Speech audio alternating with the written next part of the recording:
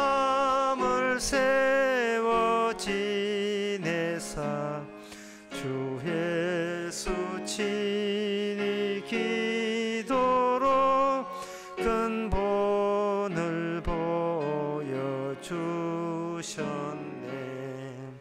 아멘.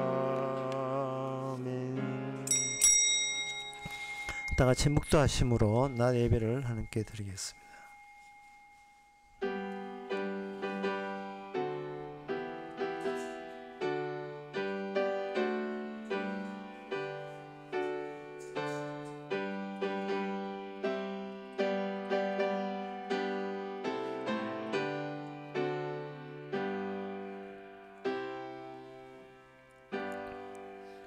전능하사 천지를 만드신 하나님 아버지를 내가 믿사오며 그의 외아들 우리 주 예수 그리스도를 믿사오니 이는 성령으로 잉태하사 동전 마리아에게 나시고 본디오 빌라도에게 고난을 받아사 십자가에 못 박혀 죽으시고 장사한 지 사흘 만에 죽은 자 가운데서 다시 살아나시며 하늘에 오르사 전능하신 하나님 우편에 앉아 계시다가 저리서 산자와 죽은 자를 심판하러 오시려는 성령을 믿사하며 거룩한 혼과 성도가 어떻게 하는 것과 죄를 사하여 주시는 것과 몸이 다시 사는 것과 영원히 사는 것을 믿사옵나이다. 아멘.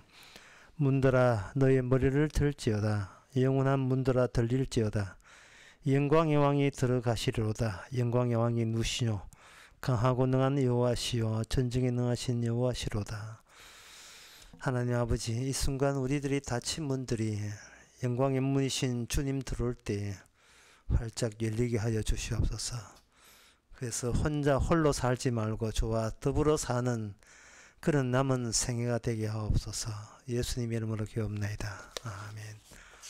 교동문 44번입니다.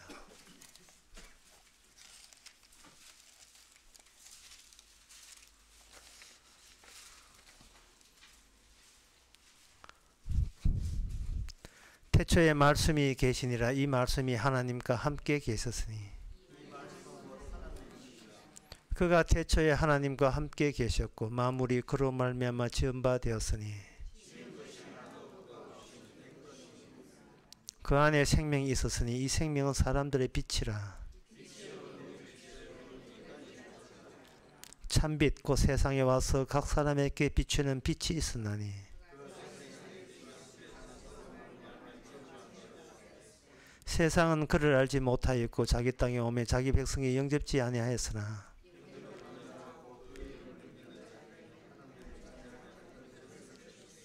이는 혈통으로나 육정으로나 사람의 뜻으로 나지 아니하고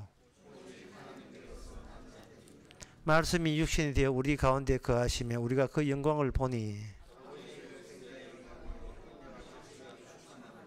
아멘. 자리에 앉아서서 찬송가 34장 합시다.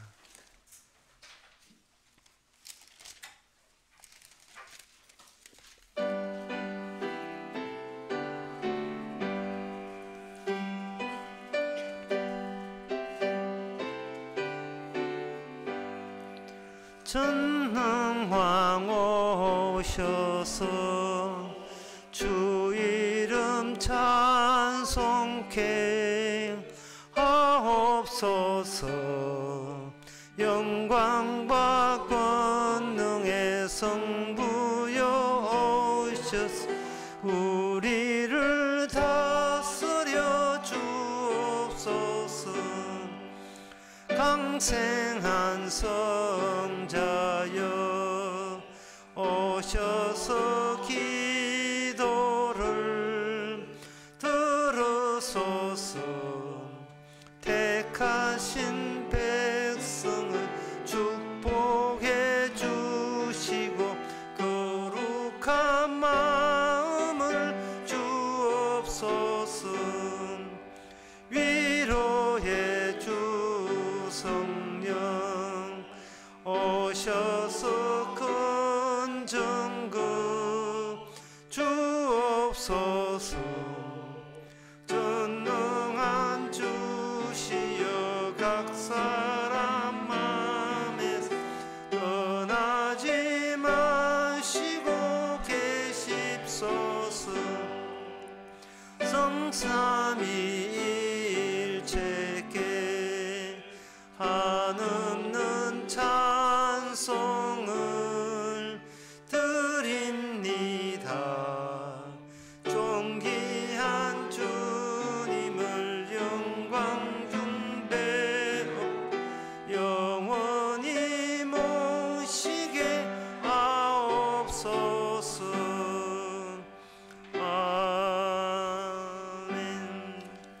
시간 다 함께 기도할 때 정봉식 집사님 기도하시겠습니다.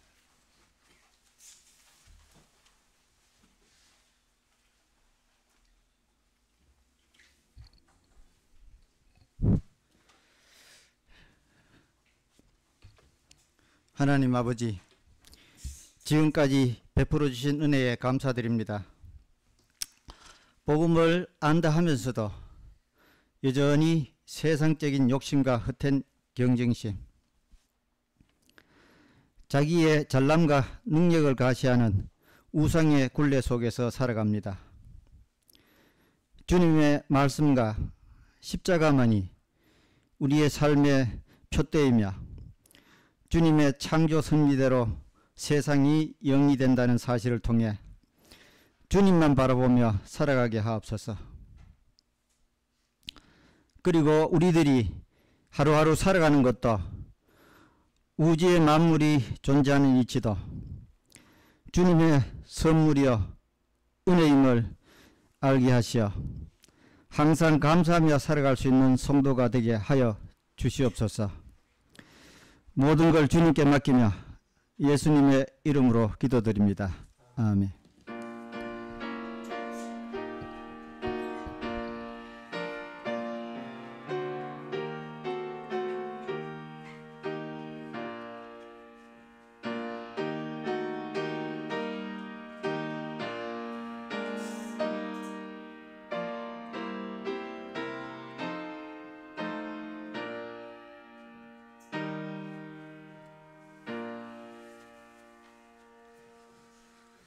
네, 이 시간 광고 없으면 찬송가 190장 합시다.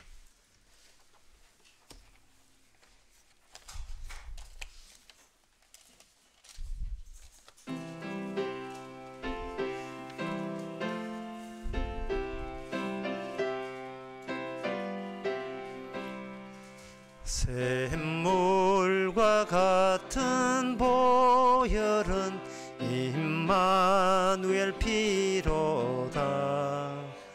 이 셈의 죄를 씻으면 정하게 되겠네. 정하게 되겠네. 정하게 되겠네. 이 셈의 죄를 씻으면 정하게 되겠네. 저도 즉 회개하고서 이 셈에 씻었네. 저도 죽 같은 이 몸도 죄 씻기 원하네. 죄 씻기 원하네. 죄 씻기 원하네. 이 도적 같은 이 몸도 죄 씻기 원하네. 속함을 얻은 백성은 영생을 얻겠네. 처음 쏟듯하는 피곤세 한없이 있도다. 한없이 있도다. 한없이 있도다. 샘솟듯하는 피곤세 한없이 있도다. 날 정케 하신 피보니 그 사랑 한없네. 살 동안 받는 사랑을 늘 찬송하겠네. 늘 찬송하겠네. 늘 찬송하겠네. 날 동안 하던 사랑을 늘 찬송하겠네. 주의 천국 올라가 어두운 노래로 날 구속하신 은혜를 늘 찬송하겠네. 늘 찬송하겠네. 늘 찬송하겠네. 날 구속하신 은혜를 늘 찬송하겠네. 아멘. 하나님의 말씀은 디모데전서 4장 3절에서 4절까지입니다. 혼인을 금하고 식물을 폐하라 할 터이나 식물은 하나님이 지으신 바니 믿는 자들과 진리를 아는 자들이 감사함으로 받을 것이니라. 하나님의 지으신 모든 것이 선함에 감사함으로 받으면 버릴 것이 없나니. 아멘.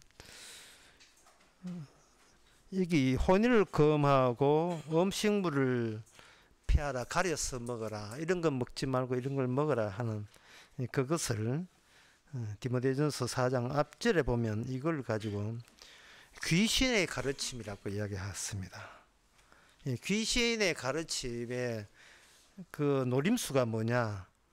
믿음에서 사람들을 떠나게 만들기 위해서 귀신이 인간들의 양심 속에 작용을 하는데, 그거 뭐냐면 인간 스스로 본인이 본인을 관리함으로써 구원에 이를 수 있다는 가르침. 이게 마귀의, 악마의 가르침입니다. 사도는 주의 사도이기 때문에 대충 넘어가는 게 없어요. 아주 정확하게 합니다. 그것은 이 주의 일은 협상 대상이 안 돼요. 봐주는 거 없습니다. 네가 최선을 다하는구나, 봐줄게, 이런 게 없어요. 최선을 다해서 구원받는 길은 없습니다. 사람들의 그 귀신 들린 그 사람들, 이 특징은 뭐냐 하면 굳이 자기가 자기를 지키려고 해요. 그런데 그 성경을 통해서 하나님께서 사람들을 건진다는 이야기를 하거든요. 구원이라는 것은 건진다는 이야기예요. 물에 빠졌을 때 너무 파닥거리면 못 건져요. 그냥 물에 빠져 죽어야 외부에서 일방적으로 건질 수가 있습니다. 성경의 뜻은 뭐냐? 굳이 네가 너를 지킬 리가 없다는 거예요.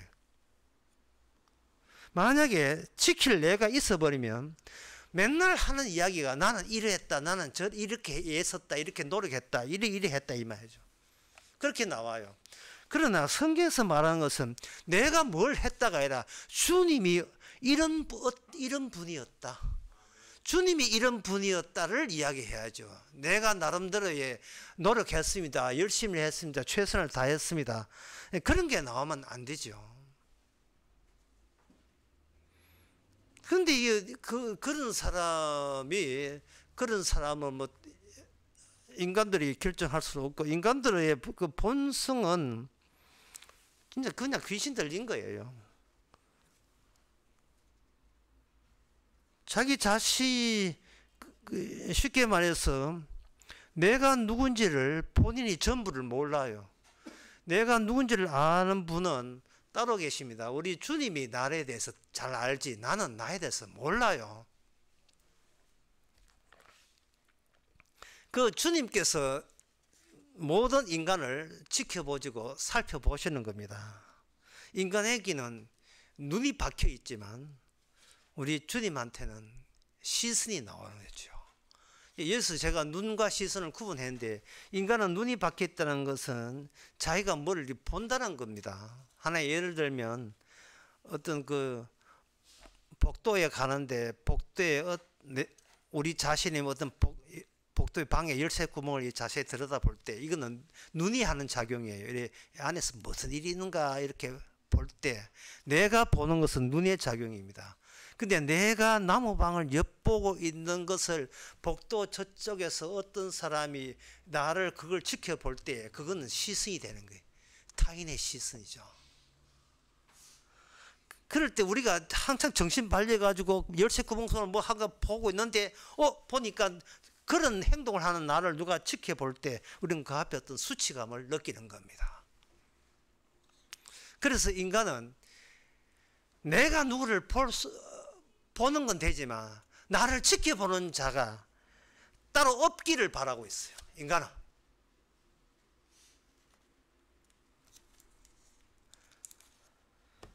왜? 수치감을 느끼니까. 이 창세기 3장에서 선악과 따먹고 난 뒤에 아담과 하와가 본인이 눈을 가지니까 본인이 부끄러움을 본인이 처리를 합니다. 치마를 무화과나무로 치마를 만들어서 입혔죠. 이거는 내 눈을 가진 자가 하는 일이에요. 그런데 그걸 지켜보는 자가 있었습니다. 그때 아담이 뭐라고 하냐면 제가 부끄러워서 숨었나이다 라고 이야기하죠. 내가 아는 것은 나를 몰라요. 내가 누군지도 몰라요.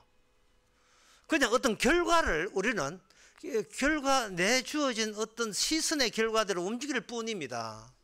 이 말은 내가 나를 구원할 수도 없고 건져낼 수도 없다는 거예요. 이걸 좀 더 넓히 이야기하면 내가 교회에 와서 어떤 결정을 하고 어떤 선택을 하고 어떤 결단을 내려도 그게 전혀 내한테 구원이 안 된다는 겁니다. 나로 인하여 구원은 없습니다.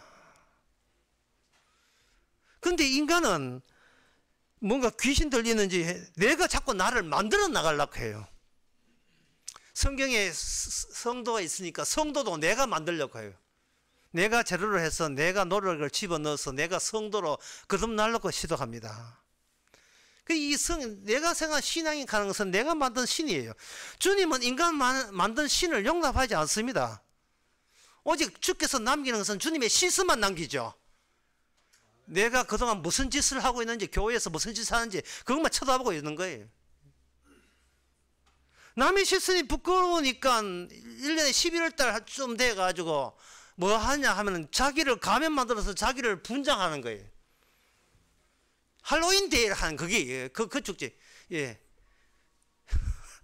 자기를 가려서 본인 자체를 가리려고 하는 축제가 할로윈 축제입니다. 인간은 뭐 세상스럽게 자기를 꾸밀 필요 없어요. 예. 이미 인간은 스스로 자기가 가리고 있어요. 인간은 뒤집어 쓰고 있는 게 있습니다. 그게 하나님의 심판입니다. 이미 하나님의 심판을 뒤집어 쓰고 살아요. 오늘 아침에 그 방송에 보니까 149명께서요. 149명 죽었다 하는데 그건 아니에요. 이미 죽은 자들이에요. 무슨 새삼스럽게 149가 숫자가 무슨 의미 있습니까? 이미 죽은 자들이에요. 그게는. 예. 인간은 이미 죽은 자들이에요. 뭐 새삼스럽게 숫자를 왜 그렇게 헤아립니까? 미친 자, 나쁜 자, 이상한 자 그밖에 없지. 이거는 그밖에 없는데 뭐 새삼스럽게 누가 죽고 부상을 몇 명 당하고. 이미 하나님의 심판이 우리 가운데 함께 있어요. 이미 죽은 거예요. 이미 죽은 자가 되어야 비로소 심판이라는 게 돼요. 죽었는데 내 힘으로 아무리 해도 주님의 심판에서 내가 벗어날 수 없는데, 자, 주님은 무슨 수를 써서 이 심판에서 나를 건져낼까? 그거는 이제부터 이야기할 것은 뭐냐면 주께서 무슨 일을 벌이시는가. 이미 죽어버린 그 이태원 가나 안 가나 이미 죽어버린 집구석에서 이미 죽었어요.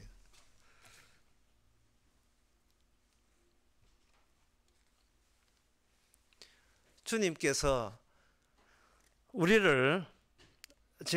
주님께서 이 혼인을 금하고 음식물을 가려서 하라 하는 이 이단들에 대해서 사도를 통해서 정확하게 끝까지 파헤칩니다.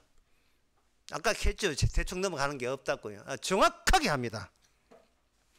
그들은 위선자 정도가 아니에요. 탈락자입니다. 위선자는 지가 권첨되지 탈락자는 끝이지요. 이 위선자 탈락자에 대해서 예수님께서 일찍이 언급을 했고 이제 사도 바울도 언급을 하지만 마태복음 23장 13절에 그 위선자, 허위 이런 자의 조상이 나옵니다. 바리새인입니다. 뭐 조상까지 할 것도 없어요. 뭐 모든 시대에 다 있으니까. 마태복음 23장 13절에 화이설진저 외식하는 서기관과 바리새인들이에요. 자기를 꾸미는 자예요. 자기 눈으로 자기를 꾸미는 자예요. 그들의 최고수가 최고의 그 꾸밈의 최고 상한치가 서기관과 바리새인들 이들이 주동해서 예수님을 죽였습니다. 그래서 우리가 예수님의 십자가의 현장에 가본다고 치고요. 거기서 큰 소리 치는 사람을 만나야 됩니다. 그들은 바리새인과 사두개인들이 서기관들입니다. 그런데 주님께서는 그 사실을 미리 알고 그들은 뭐라 하냐? 외식하는 자, 기만하는 자, 자기를 감추는 자, 위선자. 그런데 그들은 단순히 성격이 몬테스가 아닙니다. 여기 보면 너희가 천국 문을 사람들과 앞에서 닫고 너희는 들어가지 않고 들어가는 자도 들어가지 못하게 하는도다. 천국을 하나님이 만들어 놓고 천국에 자기 백성을 집어넣는데 이 땅에 필히 여기에 방해자들이 출몰하게 돼 있다는 겁니다. 그러면 내가 천국 갔느냐 안 갔느냐를 어떻게 하느냐, 그 방해 공작을 네가 뚫고 지나왔느냐 안 왔느냐를 판정하면 되죠. 방해 공작.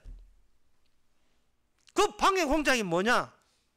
그것은 바로 스스로 자기를 신앙인으로 만들려고 시도하고, 건전하게 자기를 살려고 하는 거예요. 자기를 바르게 건전하게 착하게 살려고 하는 거예요.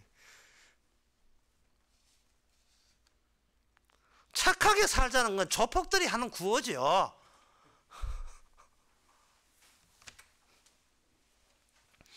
본인이 누군지를 알아야 뭐 착하게 살지. 본인이 누군지도 모르고 그냥 무작정 착하게 살면 그게 제대로 구원받는 자예요? 여기 15절에 마태복음 23장 15절에는 화했을진저 외식하는 서기관과 바리새인들이여 너희는 교인 하나를 얻기 위해서 바다와 육지를 두루 다니면서 아주 선교 활동을 하고 있어요.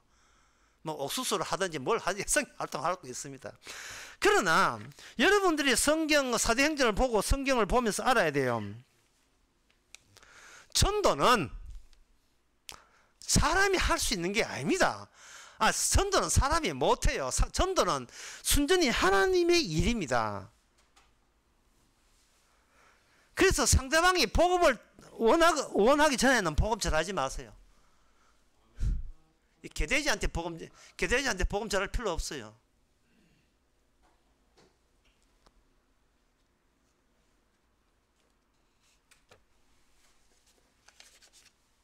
이제 하니까 이제 전도 짐 다 풀어졌지요. 전도하지 마세요. 상대방이 원하기 전에. 니 뭐 믿고 사노 이렇게 묻기 전에 하지 마세요. 그 귀한 거 왜 그렇게 낭비하십니까? 얼마나 귀한 복음인데. 함부로 니한테 니는 들을 자격도 없어. 왜 그런 소리를 못해요? 우리는 너무 세상을 대충 살기 때문에 함부로 전도하고 함부로 선교합니다. 혹시 선교 전도하면 교회한테 칭찬받을까 싶어서 주위에서 칭찬받고 주님한테 칭찬받게서 하는데 전도는 애초부터 전도는 주님의 소가입니다. 아버지께서 내게 보내지 않으면 아무도 내게 올 수 없다고 요한복음 6장에서 이야기했어요. 지가 뭔데 그 주님께 지가 보내봅니까? 뭐 어머니의 기도가 그 맥힙니까? 중보기도 안 먹힙니다.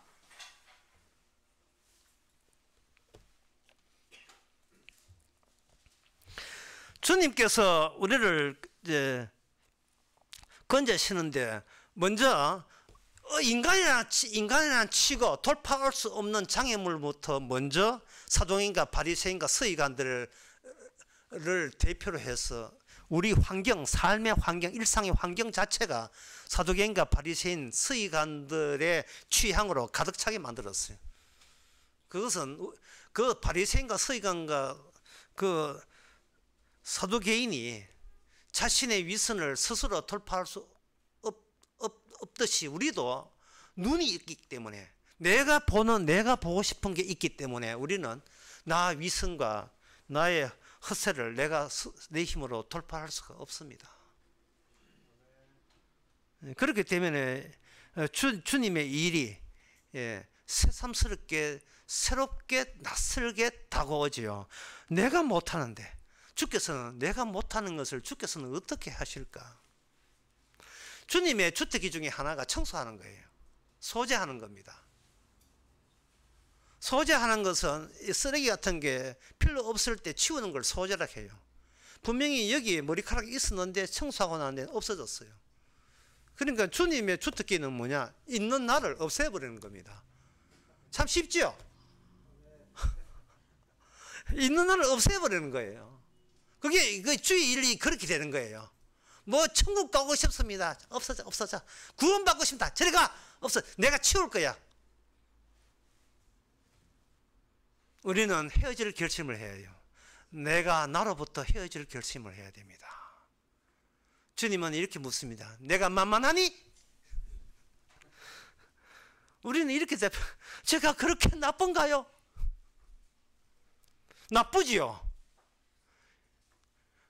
주님의 시선을 모르고 내 눈이 있다니까 내 눈을 활용하고 사용해서 나로 하여금 구원받지 않은 상태에서 구원받으려고 천국 가려고 시도하니까 이것보다 더 나쁜 짓이 어디 있어요? 주님이 하는 일을 완전히 개무시하는데 이것보다 더 나쁜 일이 없습니까? 아니 사두개인 바리새인 서기관들이 예수님을 왜 죽였습니까? 그거는 죽인 이유는 딱 하나밖에 없어요. 내가 열심히 주의 율법 가지고 말씀 가지고 지키려고 실천에 옮기려고 애쓰고 있습니다. 내가 지금 내가 보기에 내가 열심히 하고 있다고요. 그런데 거기서 왜 당신이 거기서 왜 나오냐 이 말이죠. 내가 열심히 하고 있는데 자기 열심에 방해된다고 예수님을 제거한 겁니다. 근데 이번에는 반대로 주님의 제거 작업이 있어합니다.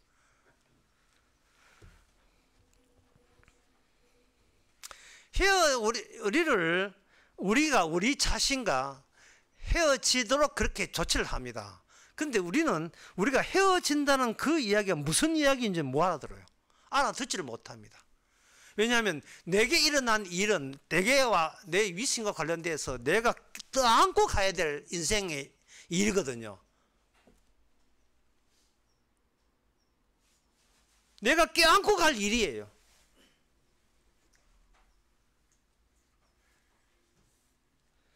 나는 그러니까 사람들은 기껏 하는 게 내가 죽어서 내가 사는 걸 시도해요. 안중근 의사, 이순신 장군, 사람이 죽어야 산다. 내가 죽어서 내가 사는 방법을 사용해요. 이게 종교입니다. 종교의 끝이죠. 인간의 죄의 한도치, 그게 인간의 죄입니다. 그런데 주님께서는 뭐냐? 같이 죽어서 같이 사는 걸 말해요. 같이 죽었어. 그게 복음입니다. 그게 십자가의 그 효염이거든요. 제가 아까도 누구하고 이렇게 이야기했지만 오늘 교회 온 날이다. 그래서 11시에 예배에서 교회 멀리서도 교회 와야지 하고 있는데 전화가 왔어. 되게 따님이 어젯밤에 이태원 안 갔습니까? 그 소에도 그 교회 오는 거 때려치우고 이제 서울로 올라가는 거죠. 네. 내 문제는 내가 안고 가야 돼. 끝까지. 내 딸이고 뭐고 그건 나 뒷전이에요. 그게 중요한 거예요. 주님이 뒷전이에요. 내 딸이 중요해요. 우리는 주님과 함께 있고 싶어요. 그러나 주께서 어떤 사태를 일으켜버리면 아직도 나와 헤어질 결심이 안 됐다는 사실을 그때마다 새록새록 우리에게 확인시켜 줍니다. 그래서 내게 주어진 모든 문제는 내가 해결할 수가 없습니다. 교회 와서 내 인생 문제 해결하고 상담받을 생각하지 마세요. 그런 건 오영 박사한테 찾아가세요. 교회 와서 기도한다고 해서 아무 소용 없습니다. 그러면 이 인생의 모든 문제는 어디서 풀리는가? 창세기 22장에 아브라함이 이삭을 바치는 제사를 바칩니다. 아브라함이 이삭 바치는 제사 문제를 통해서 인생 모든 문제는 다 해결되어 버렸습니다. 하나님께서 아브라함에게 아들을 바치라고 한 거예요. 그리고 하나님께서는 이것을 뭐라고 언제를 주시느냐 하면, 아브라함아, 이게 내가 너를 시험하는 것이다. 자, 우리가 어떤 테스트, 시험을 친다는 것은 말로 내가 실력이 있습니다, 실력 없습니다, 이 말로 하는 거 주께서는 기다만 듣지 않아요. 문제를 누가 문제냐요? 주님이 출제한 문제를 네가 풀 수 있느냐를 통해서 네가 모르는 너의 전부를 일거에 너도 알고 나도 알고 그렇게 하자. 문제 출제를 주님 쪽에 출제하는데, 출제가 뭐냐 하면 네 사랑하는 아들 있지, 미운 아들 말고요, 사랑하는 아들요. 사랑하는 아들, 미운 자식은 아주 그런 거 데려가지 말고 사랑하는 아들을 가지고 그걸 네 손으로, 내가 만든 제단에 네 손으로 죽일 수 있느냐. 여기 출제 문제입니다. 딱 한 문제 나왔어요. 딱 한 문제. 10문제 나오면 골치 아파요. 딱 한 문제만 맞추면 돼. 네가 그것을 할 수 있느냐. 자, 그 문제를 주님께서 왜 내셨냐 하면은, 아브라함이 이삭을 죽일 수도 있어요. 자기 아들을 사랑하지만 죽일 수도 있습니다. 왜 그러냐 하면은, 아무리 내가 자식을 사랑해도 내가 나를 사랑한 만큼은 미치지 못해요. 그 정도까지는 아니에요. 이것은 가장 사랑하는 것은 나고 그 다음에 내 자식이에요. 왜냐하면 내게 속한 아들이기 때문에 그래. 나무 자식이 아니거든. 내 자식이기 때문에. 첫 번째는 내가 사랑하고 내가 사랑하는 나의 확장이 내 아들이거든요. 근데 그 다음에 나온 게 내 손자다 이 말이죠. 그러니까 아들이고 사랑하는 아들 하는 손자, 이 말은 뭐냐 하면은 나는 나를 사랑한다는 뜻이에요. 그게 그 뜻이. 네 아들이 있으면 내가 너를 그냥 방치하지 않게 내가 달려갈게. 네가 지구 끝에 어떤 일이 있더라도 이 엄마가 달려갈게. 이 말은, 그 말은 네 나무 자식이기 때문에 아니고 내 자식이기 때문에 그런 거예요. 네가 있는 그곳이 내가 있는 내 마음이 있는 그곳이야, 이런 뜻이거든요. 그래서 내가 내 사랑을 극복할 수 있느냐는 한 마지막 테스트, 시험을 아들을 죽여라 하는 것으로 그렇게 주께서는 시킨 겁니다. 거기에 아들 이삭은 아버지의 시험 치는데 말려들었어요.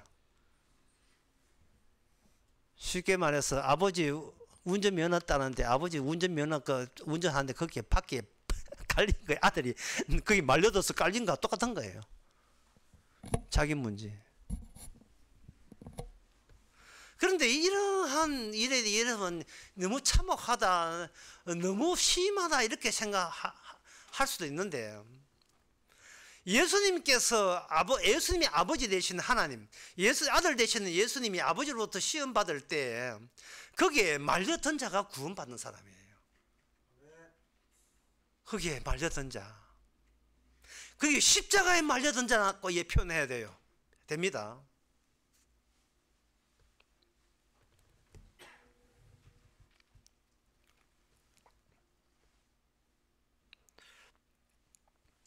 하나님께서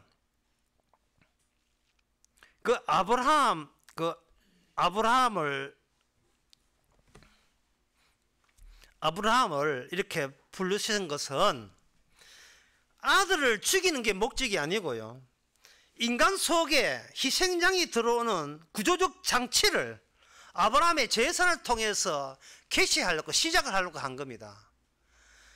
아들을 죽이면 끝까지 아들을 죽여야 되는데, 아들을 죽이는 순간 하나님께서 그 이삭이나 아들과 그 숲에 있던 양하고 바꿔치기 하는 거예요.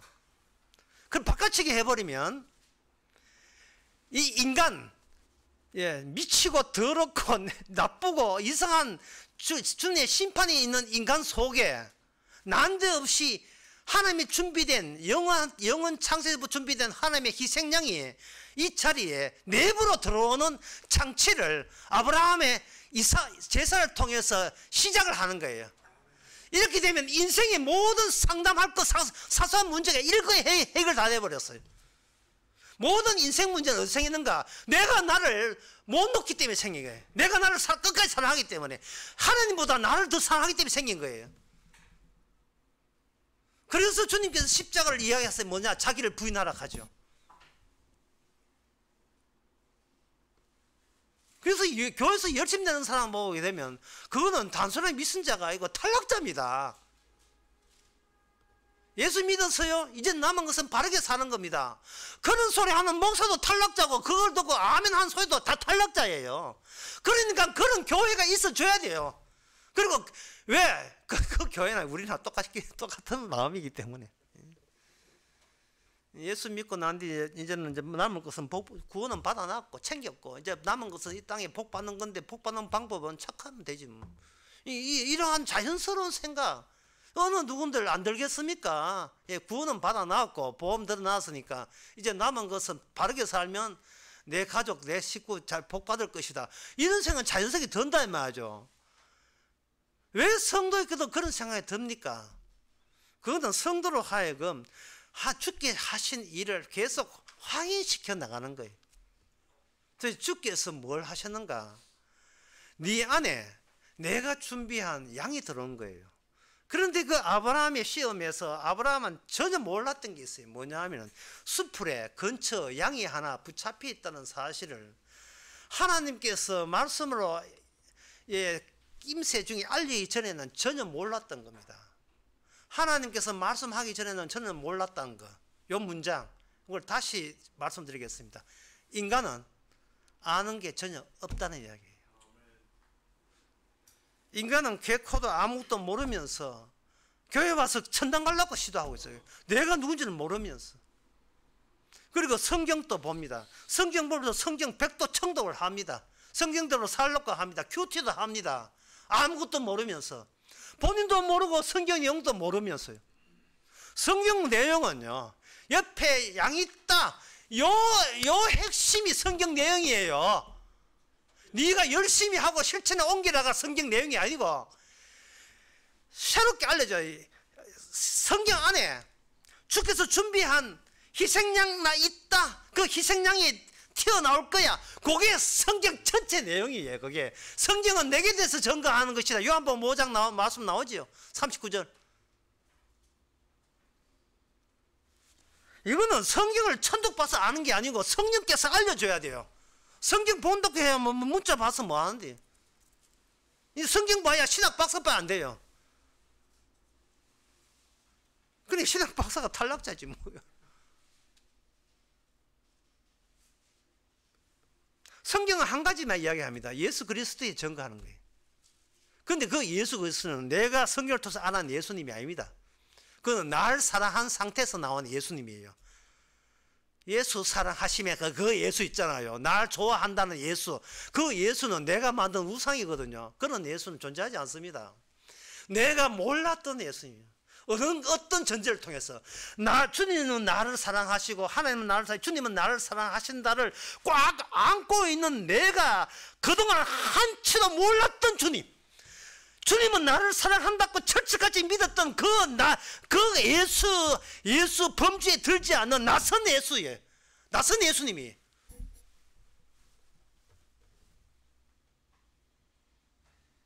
그 예수님을 엉터리 예수를 품고 있던 내 안에 진짜 예수님이 교체하기 위해서 주님께서는 아브라함의 제사부터 시작해서 하나님의 일이 시작이 되는 겁니다. 아브라함 제사부터 일이 시작된다. 바꿔치기 하고 이삭은 그냥 덜리로 아버지 제사의 시험에 그냥 걸려든 거고요. 이삭과 양을 바꾼다 이 말입니다. 다시 말해서 나와 예수님을 바꾼다는 그런 뜻이에요. 그걸 왜 바꾸시느냐? 바꾸는 이유가 있어요. 이것은 뭐냐면 언약에 주어진 아브라함의 사건. 아브라함은 언약의 사람이 되었습니다. 언약이 주어지면서 언약 사람의 내부에서 일어난 일이 외부 인류의 역사가 되기 때문에 그래요. 언약적인 분, 거기 주님이 다 이뤘던 주님이잖아요. 주님에게 내부에서 일어난 그 일이 인류 역사로 장식됩니다. 그건 왜 그런가? 주님은 아무것도 아버지 앞에 가리지 않기 때문에 그렇습니다. 인간은 악마로 인하여 자기가 자기를 지켜야 된다는 그런 포장으로 자기를 외식하고 기만하고 위선적이지만, 주님은 그 아버지 사이는 아무것도 가지 않아요. 아버지 시선이 짝비처럼 그대로 쪼입니다. 아버지의 시선이 예수님의 내부를 장식해요. 내부 그대로 들어옵니다. 근데 인간이 말하는 진실은 뭐냐? 인간이 말하는 진실은요, 서로 좋을 때는 죽고 못 살다가 나중에 헤어질 때면, 인간은 헤어질 때 비로소 진실이 나타나요. 헤어지면서 실은 나는 좋아했지 너를 사랑한 적 없어, 뭐 이런 거로 뭐 메일 하나 보내고 헤어져 버리죠. 예? 지금도 기억하고 있어요. 10월의 마지막 밤을. 그때 무슨 일이 있습니까? 뜻모를 이야기만 남긴 채, 그 이야기할 때는 전부 다 뜻을 새겨서 집어넣죠. 그러나 헤어지고 난 데는 뜻모를 이야기해요. 우리는 헤어졌지요. 그 다음 대목이 결정적입니다. 그날의 설설했던 표정이 그들의 진실인가요? 설설한 표정, 저게 헤어지는 징후였던가? 이제는 여기까지가 끝인가 뭐 그런 표정인가? 예. 여기서 헤어져 이렇게 끝나서 10월의 마지막 금합을 내일 아닙니까? 내일. 예. 한마디 별명도 못하고 잊혀져야 한가요? 자기 과거에 투자한 게 아까워 미친 게. 그래, 가방 사주고. 예. 이제는 아이고 남자답게 화끈하게 헤어지면 헤어지지 이러고 싶은데, 언제나 돌아오는 계절은, 이 계절이 말썽이라. 계절이 나에게 위선을 주지만, 꿈을 주지만, 이 꿈이 위선입니다. 모든 꿈 위선은 나의 환상에서 오는 거거든요.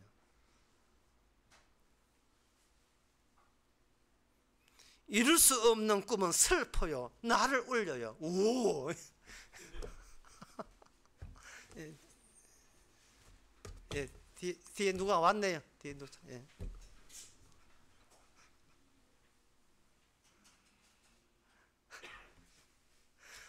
치다가 보니까 우리가 주고받던 이야기가 다 시찰데기 없는 뜻모를 이야기인 것을, 진실이 아니한 것을 헤어질 때 압니다. 인간은 자기만 사랑하기 때문에 결국은 주님과 헤어지면서 어떻게 헤어지는가? 주님을 죽여버리죠. 왜? 나를 살리기 위해서. 나를 살리기 위한 마지막 한도가 뭐냐? 나에게 주시하는 어떤 시선은 내가 죽여버리는 거예요. 그게 우리의 실정입니다. 나를 평소에 그동안 나는 나를 연출했어요. 10월의 마지막 그때까지 나는 나를 연출한 겁니다.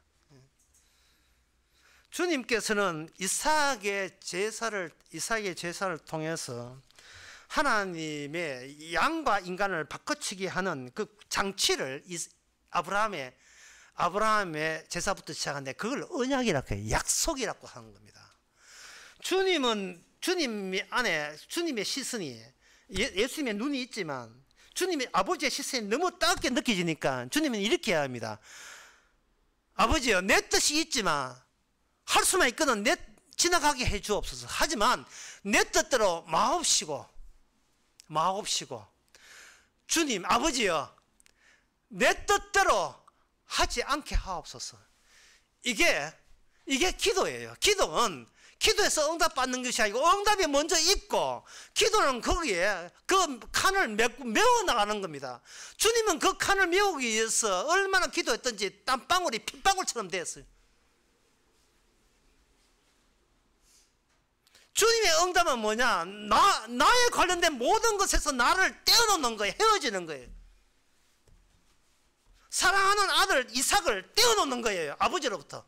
왜? 아브라함은 이제 아버지가 아니고, 아버지는 하나님 아버지가 되기 때문에 아브라함에서 떼어지고 아브라함이 아브라함 되는 그 제사, 그게 언약입니다. 초라한 예수님이 이 세상의 심판주요 구세주가 되는 그걸로 전환되는 것은 어린 양의 기능이 예수님이 완성을 해야 돼요. 그래서 이 예수님의 그런 아버지와의 교류가 있기 때문에 주님은 세상이 감당치 못하죠. 예수님이 감당치 못하는 그 이야기가 우리 예수님께 해당되는 게 아닙니다. 히브리서 11장 28절에 보니까 이런 사람은 세상이 감당치 못하다. 이 성도에게도 마찬가지예요. 그래서 성도 또는 신앙인은, 우리가 생각하는 신앙인은 이거는 우상입니다. 이거는 가짜입니다. 내가 만든 신이에요. 쉽게 말해서 바르게 살면 내가 생각해둔 내 인생에 가까이 접근한다고 그렇게 여기는 거예요. 우리는 그냥 살면 돼요. 그냥 살면 되는데 자꾸 바르게 살겠다는 것은 내 인생을 내가 안 헤어지겠다, 몰고 가겠다, 끌고 가겠다는 그런 고집이 아직 남아있기 때문에 그렇습니다. 자, 그렇다면 그 장치에 대해서 좀 복잡하지만 한번 생각을 해봅시다. 그게 로마서 4장에 나옵니다. 양과 사람을 바꾸치하는 장치에 대해서 로마서 4장에 거기에 4장 9절에 보면 그런지 이 행복이 할례자에게는 혹 무할례자에게는요 대저 우리가 말하기를 아브라함에게는 그 믿음을 의로 여기셨다 이렇게 되어 있어요. 할례가 여기 등장하는 겁니다. 할례라는 율법을 등장해서 진짜 할례, 하나님이 숨겨진 바꾸치기 하기 위한 할례를 하느냐, 아니면 그냥 시킨 대로 내가 할 수 있는 할례 행하느냐를 하나님께서는 가름하시는 거예요. 그 차이점을 보시는 거예요. 할례를 하는 것은 내가 내 초상에서 내려온 육의 끊어짐을 할례라고 이야기하는 겁니다. 그게 왜 그러냐 하면 남성의 생식기, 자식을 놓을 수 있는 근원적인 힘이 나오는 그 부분을 잘라버리거든요. 하나님의 언약에 의해서 잘라버립니다. 이것은 언약에 의해서 이제는 새로운 언약적 생식이 필요하지 육적 생식이 필요한 게 아니라는 거예요. 언약적 생식이라는 것은 바로 양이 내 속에 들어온 거예요. 희생양이 내 속에 들어와서 내가 주도권을 지는 게 희생양이 주도권을 지는 그러한 새로운 천국의 백성을 만들어낸 작업을 할례죠.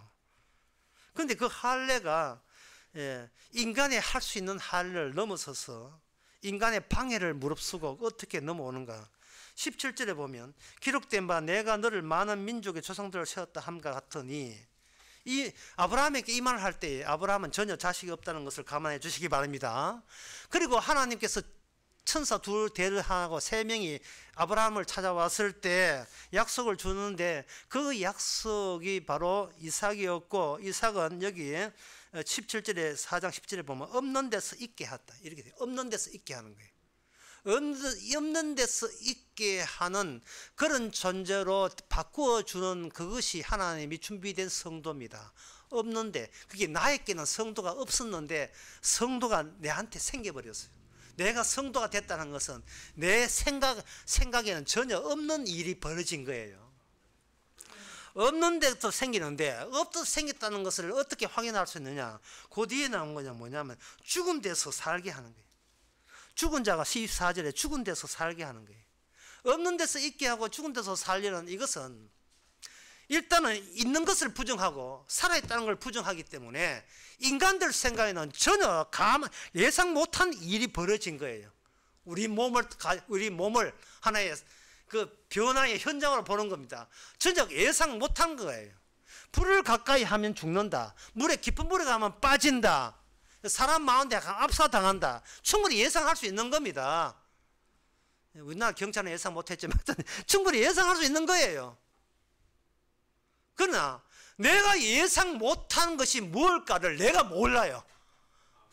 우리가 예상 못한 것이 이런 것이라면 그건 예상 못한 것이 아니고 안 것의 범주에 들어와 버리기 때문에 그건 전혀 예상 못한 것이 아닙니다. 생각지도 못한 현상이 나는 거예요.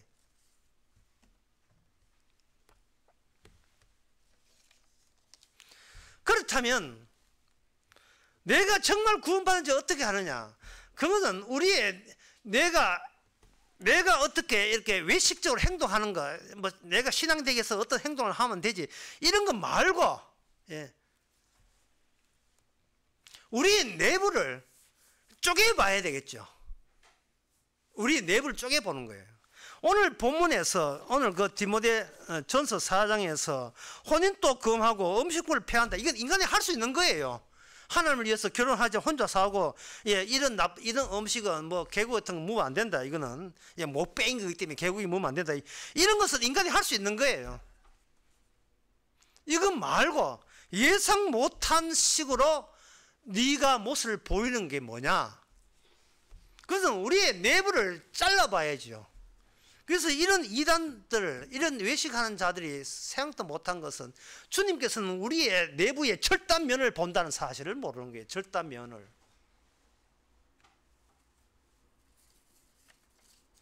주님께서 율법을 이스라엘에게 준 것을 주시고 그 유대인에 의해서 하나님이 살해당한 사건을 일으키는 이유는 주님께서는 유대인에게 어떤 그 때가 되기를 기다리는데, 그 때가 뭐냐? 자기 나름대로의 굉장히 순정하고 순수하고 정화되어 있고 그 정결함, 순결함의 결정체가 만들어질 그 순간을 기다렸다가 그 가운데를 잘라버리기 위해서 하는 거예요.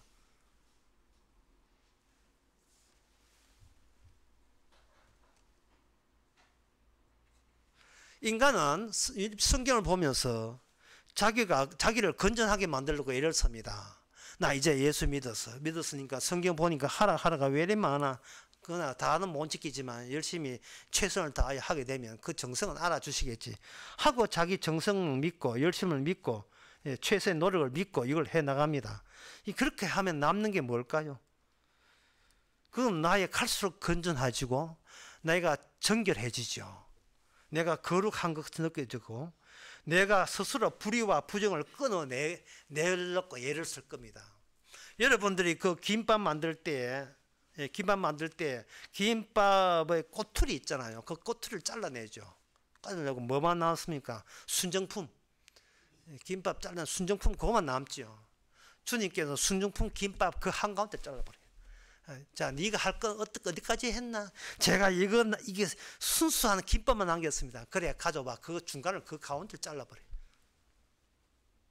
불의와 부정을 끌어내서 이제는 요거만큼은 불의도 아니고 요거만큼은 정결하고 거룩하다고 자부하는 그 결정체를 주님께서 끊어버리는 겁니다. 이게 바로 성경에서 어느 대목에서 나오느냐 하면은 구약에서 신약으로 넘어오는 그 대목에 나옵니다. 그 대목에 말라기 있는데, 말라기, 선지자의 끝이라서 말라기가 아니에요. 그 이름이 말라기입니다. 그 말라기 4장에 보면 4장의 끝에 이런 말씀이 나옵니다. 4장 5절에 보라, 여호와의 크고 두려운 날이 이르기 전에 내가 선지 엘리야를 너에게 보내리니 그가 아비의 마음을 자녀에게로 돌이키게 하고 자녀의 마음을 아비에게 돌이키게 하리라. 이래 됐어요. 이게 얼마나 어려운 말인지요. 왜 어려우면 일단 엘리야가 와야 돼요. 엘리야가. 그냥 우리가 아는 죽은 엘리야는 두 번 다시 오질 않았어요. 또 두 번째 어려운 게 뭐냐 하면 아비의 마음을 자녀에게로, 자녀의 마음을 아비에게로. 그러니까 아버지의 마음을 자녀에게로만 있는 게 아니고 아비의 마음을 자녀에게로 돌리는 것도 있어줘야 돼요. 그 기능한 엘리야를 보내겠다는 겁니다.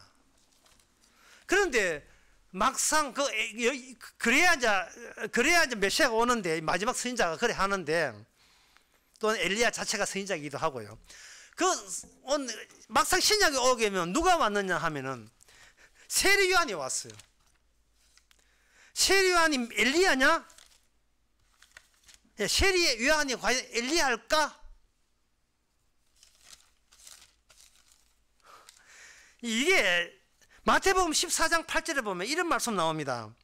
헤롯이 맹세로 그에게 이제 헤롯이 춤추면서 헤로디아 딸이 요구하니까 뭘 기뻐해 줄까 하니까 제가 제 어미의 시킴을 더 가로되 제 세례 요한의 머리를 소반에 담아 거기서 내게 주소서 하는지라. 자, 이 어려운 이야기를 세례 요한은 죽습니다. 엘리야가 아니었어요. 예, 그런데 주님은 엘리야를, 예수님은 엘리야, 세례요한을 엘리야라고 이야기합니다. 우리의 눈이 있거든요. 그러니까 우리는 시선을 몰라요. 내가 나를 모른다고. 그러니까 우리가 성경을 보면서 야, 엘리야가 죽으면 세례요한 죽었으니까 세례요한 엘리야가 아니겠지라고 생각해요. 그러나 주님은 죽은 세례요한이 엘리야였다. 말라기에 그 말씀이 엘리야가 그 사람이다. 그 이야기해요. 여기에 대해서 인간들은 인간의 능력으로는 매치가 되질 않습니다. 그런데 주님께서는 이걸 연결시켰거든요. 그 연결되는 것을 우리가 몰라서는 안 되잖아요. 그래서 이 엘리야가 어떻게 세례요한이냐, 세례요한이 어떻게 엘리야냐, 모습은 비슷해요. 엘리야도 광야에서 가죽 입고 있었고 모피 옷 입고 있었고, 세례요한도 광야에 있을 때 두꺼운 모피 옷 입고 있었거든요. 그러니까 사람들에게 엘리야라는 그러한 이미지를 제공한 건 맞습니다.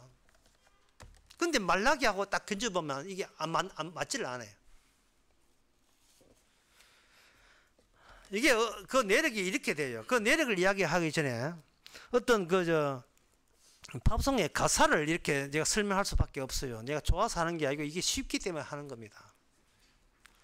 Both Sides Now라는 노래인데, 우리말로 번역하면 양편에서 하는 거예요. 양편이 중요해요. 양편에서 중요해요. 양편에서.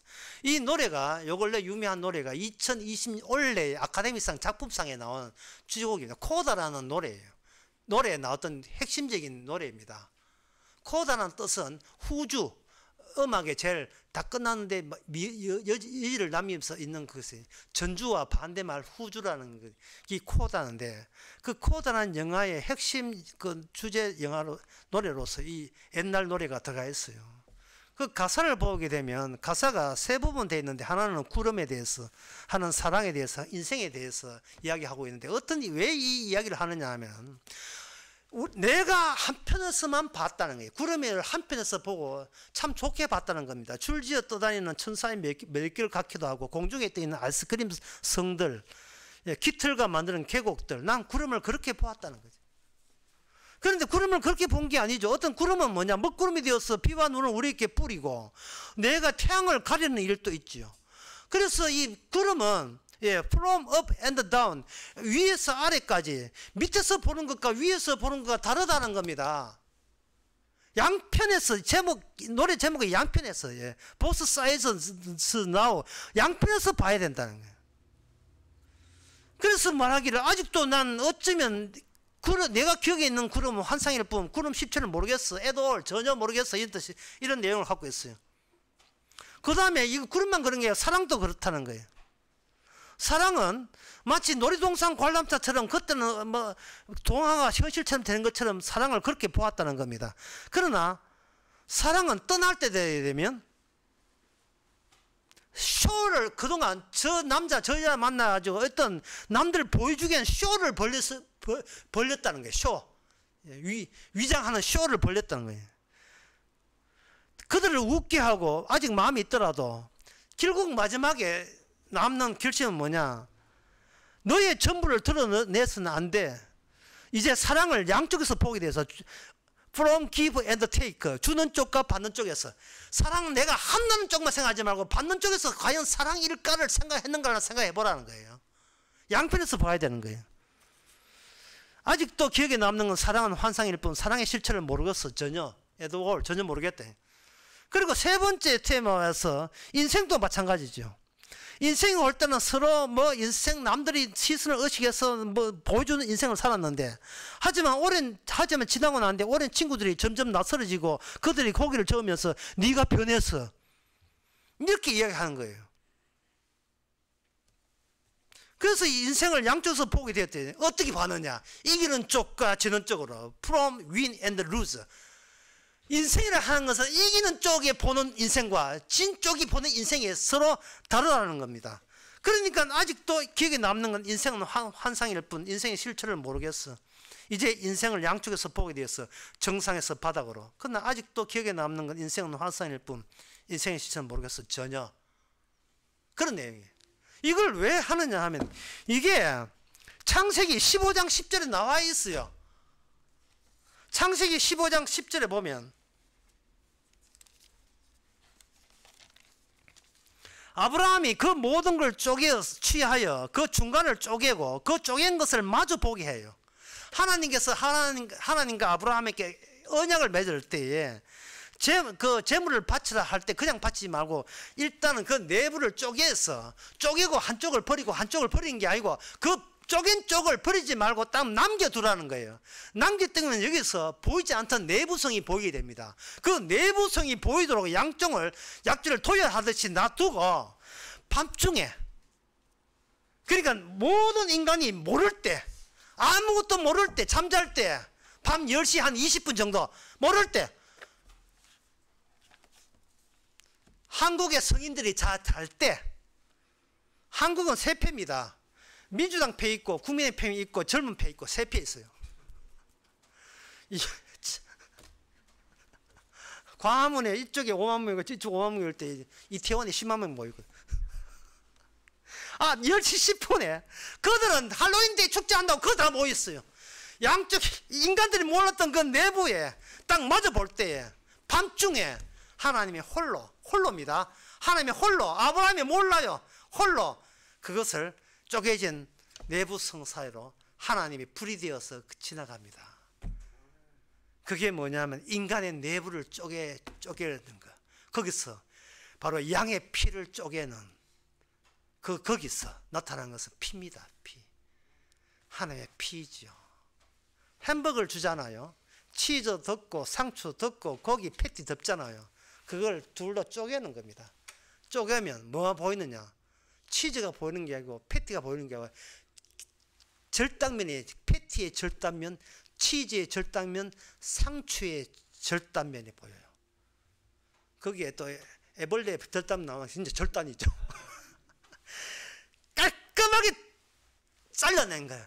주님은 우리를 제단에 눕혀서 주님의 피로 깔끔하게 그걸 도려냅니다. 사랑, 춘향가의 사랑은 이리 오너라 앞뒤를 보자, 저리 가라 뒤틀을 보자 아닙니다. 절단면을 보자. 너의 절단면을 보자. 네 안에 내 피가 있는지. 함께 죽는 거야. 주님이 나와 함께 절단된, 심판받은, 저주받은 절단면이 네 안에 있는지. 이게 주께서는 대충 넘어가지 않습니다. 이걸 보는 거예요. 이걸 봐서 우리를 성도라고 이야기하는 겁니다. 이 하나님의 언약이 살아있는 거예요. 니만 절단한 게 너 때문에 나도 절단했다. 왜? 주님은 우리의 희생양이니까요.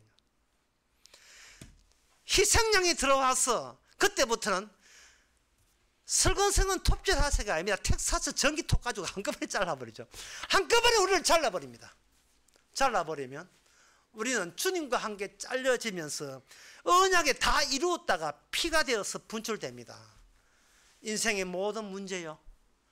모든 문제는 내가 나를 못 놓기 때문에 생긴 문제고, 내가 마지막으로 궁극적으로 나를 사랑하기 때문에 생긴 문제예요. 내 자식, 내 손자도 나를 사랑하는 것이 기본입니다. 교회, 부흥, 전부 다 내 사랑하는 거예요. 이걸 잘라버려야 돼요. 잘라버리면 주님은 아들만 우리 주님만 사랑합니다. 주님은 언약의 사람, 다 이루었던 예수님만 사랑합니다. 우리를 사랑하지 않습니다. 이게 뭐냐? 우리 안에 자리 잡은 부정성이에요. 이 자기를 부인하는 부정성. 이거 없으면 성도 아닙니다. 이삭은 껍데기였습니다. 아브라함의 테스트에 말렸던 껍데기예요. 우리는 예수님의 아버지와 있던 일에 껍질이라도 줘서 그것만 해도 우리는 감지덕지합니다. 아까 이야기하는 말씀 다시 말씀하고 마치겠습니다. 진실은 나의 자신의 한도치가 덜 추워지는 현상이죠. 나와 헤어지고 나와 주님과 헤어지면서, 그러면서도 그걸 언제 하느냐? 바로 헤어지고 난 뒤에 이젠 주님이, 인간과 헤어진 분이 주님이잖아요. 주님이 들어왔으니까 내가 이미 나와 헤어졌고 나는 이미 내가 아는 신과 헤어졌음을 기쁘게 감사한 마음으로 이미 알 때 우리가 주님 앞에 기도한 것도 그냥 10월의 마지막 밤에 했던 뜻모를 이야기의 뿐이라는 사실. 우리가 열심히 어렵다는 것도 어려운 게 아니었어요. 그냥 한 거죠. 그냥 했을 뿐이에요. 그래서 여러분께 당부하고 싶은 것은 그냥 사세요. 그냥 사세요. 기도합시다. 하나님 아버지, 별 의미 주지 않고 그냥 살게 하옵소서. 그냥 감사하며 살게 하옵소서. 내가 하루하루 사는 게 내일이 아니라 주의 일이라는 것을 이제는 알게 된 것을 감사하는 저희들 되게 하옵소서. 예수님의 이름으로 기도합나이다. 아멘. 다 일어나서 찬송가 235장 합시다.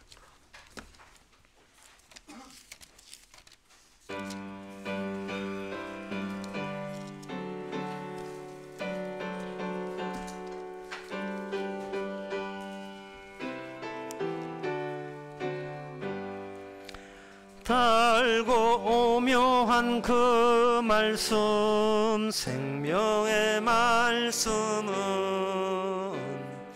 귀한 그 말씀 진실로 생명의 말씀이 나의 길과 믿음 밝히 보여주니 아름답고 귀한 말씀 생명샘이로다. 아름답고 귀한 말씀 생명샘이로다. 귀한 그 말씀 내 노래 제목이 되도다. 모든 사람을 복주는 생명의 말씀을 값도 없이 받아 생명길을 가니 아름답고 귀한 말씀 생명샘이도다. 아름답고 귀한 말씀 생명샘이로다. 널리 울리고 퍼지는 생명의 말씀은 마음의 용서와 평안을 골고루 주나니 다만 예수 말씀 들어 복을 받네. 아름답고 귀한 말씀 생명샘이로다. 아름답고 귀한 말씀 생명샘이로다. 아멘. 기도합시다. 지금은 우리 주 예수 그리스도의 은혜와 하나님의 커진 사랑과 성령의 충만하심이 내가 열심히 했다를 말하지 않고 주께서 이렇게 하셨다를 이야기할 수 있는 모든 성도에게 함께 있을지어다.